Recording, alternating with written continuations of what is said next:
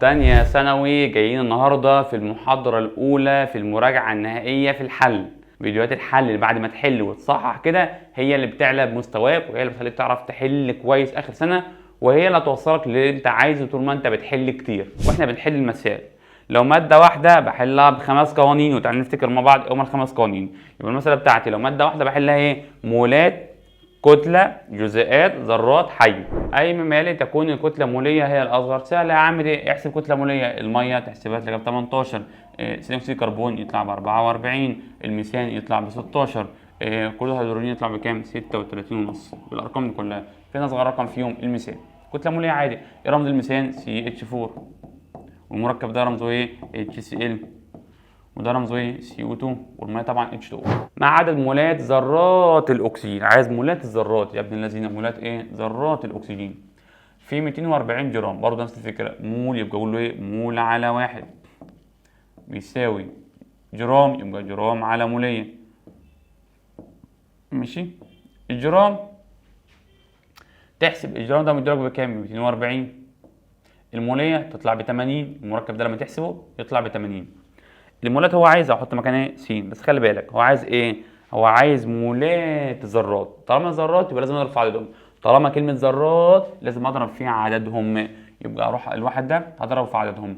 هو عايز ذرات مين؟ الاكسجين. كم ذره هم؟ 3. كم ذره؟ 3. الاو 3 او 3. يبقى طالما ذرات لازم اضرب في عددهم. يبقى اقول له ايه؟ س بتساوي ده في ده على ده.